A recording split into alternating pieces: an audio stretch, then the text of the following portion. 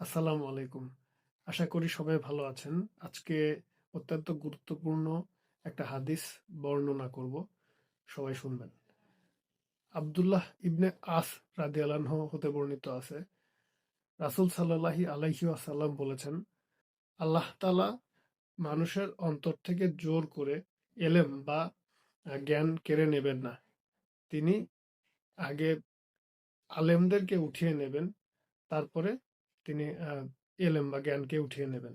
তারপর যখন দুনিয়াতে কোনো আলেম থাকবে না, তখন মানুষ অজ্ঞ বা জাহেল লোকদেরকে তাদের নেতা মনোনীত করবে এবং তাদের কাছেই মাসালা জিজ্ঞেস করবে। তারা কোনো কিছু না জানা সত্ত্বেও মাসালা দেবে এবং নিজেরা তো পথভ্রষ্ট হবেই, এবং নিজেরা তো পথভ্রষ্ট হবেই, সেই সাথে সাধারণ মানুষকেও পথভ্রষ্ট করবে। বুখারী শরীফ প্রথম খণ্ড হাদিস নং 41। এখানে বিষয় হচ্ছে যে আল্লাহ সবসময় কোরআনে আহ, জ্ঞানের কথা বলেছেন, এলেমের কথা বলেছেন, যে এলেমটা মানুষের ধর্মীয় কাজে আসে বা মৃত্যুর পরবর্তী লাইফে যেটা কাজে আসে, জাগতিক জ্ঞান না। জাগতিক জ্ঞানের মানে খুব বেশি দাম আল্লাহর কাছে নাই। যে জ্ঞানটা কোরআনের সাথে যায়, যে জ্ঞানটা পরবর্তী মৃত্যুর পরবর্তী লাইফে যে জ্ঞানটা গুরুত্বপূর্ণ ভূমিকা রাখে, সেই জ্ঞানের কথা বলেছেন।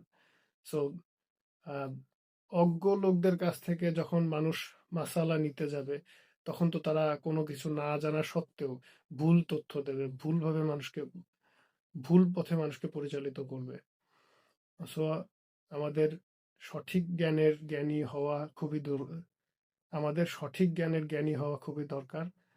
আল্লাহ আমাদেরকে যেন তৌফিক দান করে, যেন আমরা ইমানের জ্ঞান, ইসলামী জ্ঞান, যেটা পরবর্তী লাইফে খুব কাজে আসবে, সেই জ্ঞানটা প্রতি আমরা সেই জ্ঞানটা অর্জন করি। সবাই ভালো থাকবেন। আসসালামু আলাইকুম।